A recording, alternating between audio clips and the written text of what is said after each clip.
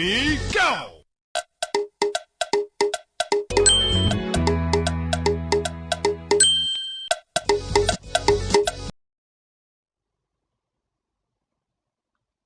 Breaking news.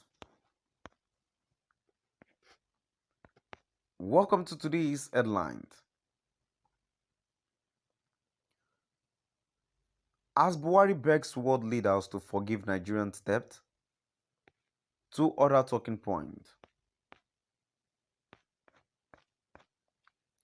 As Buhari begs world leaders to forgive Nigerians' debt, two other talking points. To my dear listeners from wherever you're listening from, please stay tuned as I read today's news.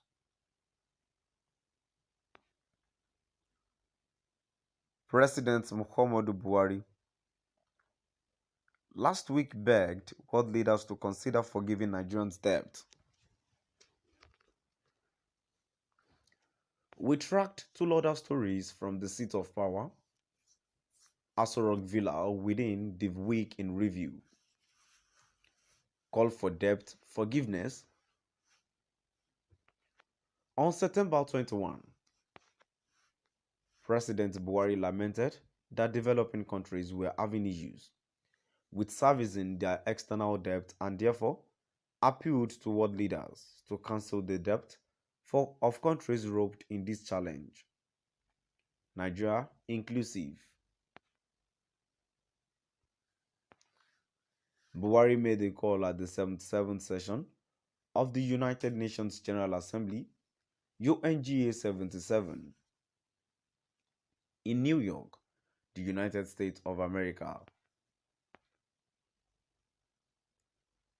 This equally calls for the need to address the burden of unsustainable external debt by a global commitment to the expansion and extension of the debt service suspension initiatives to countries facing fiscal and liquidity challenges, as well as outright cancellation for countries facing the most severe challenges,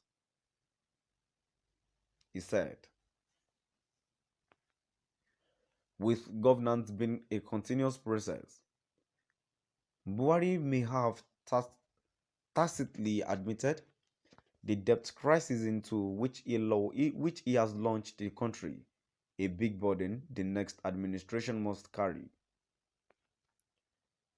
His call therefore serves as a warning to the dangers ahead, long after former President Olusegun Obasanjo had negotiated Nigeria out of the debt trap.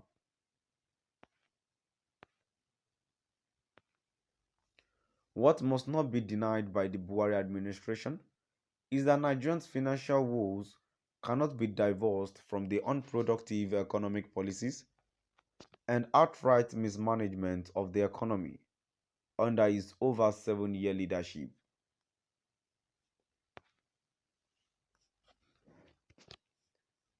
According to the Debt Management Office, DMO, in the second quarter of the year, Nigerians' debt rose to $103.3 billion, mostly due to local borrowing to finance budget deficit. The unsustainable debt incurred by Buhari cannot be regarded as a sad legacy if truth must be told. Indeed, the possibility of him repeating the feat achieved by the then Olusegun Obasanjo administration in 2005, which saw Nigerians' external debt cancelled, is slim.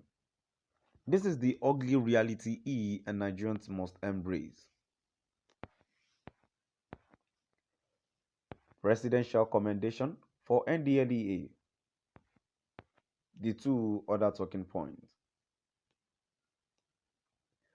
The presidency on September 20 praised the National Drug Law Enforcement Agency NDLEA for its seizure of a large consignment of cocaine worth $278,250,000 after raiding a major warehouse in a secluded estate in Ikorodu area of Lagos State.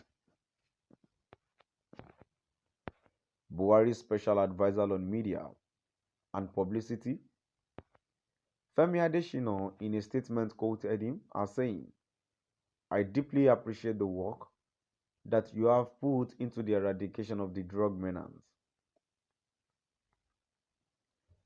The Buba Mawa-led NDLEA deserves the commendation from Buhari.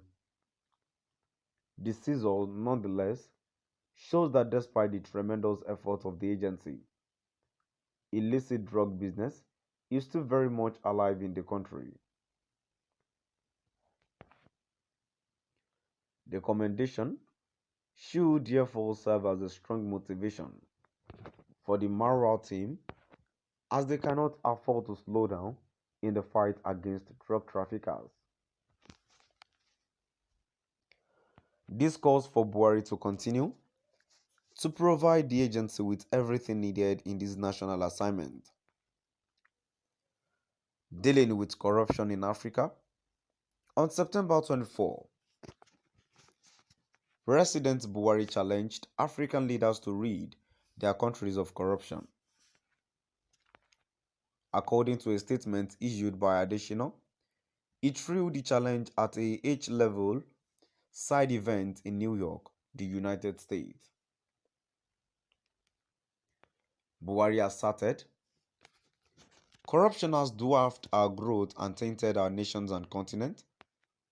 Africa remains at the far end of the development index, and concerted efforts made in the last few years need to be sustained, deepened by good governance and accountability that are guided by the rule of law." It is no brainer that corruption has battered many African countries. The president's statement only accentuates all the distasteful tales that have been told about corruption. It is rather sad that despite Buhari's resolve to stamp out corruption from Nigerian polity, it keeps getting worse. While it is good to inspire other African countries to fight off corruption in their polity, it would be more pleasing to see the president put in more effort in the anti-corruption war in the country. So my dear listeners, now I've come to the end of our today's news. Please do drop by at the comment section and let's know what your view is all about. Thank you for listening.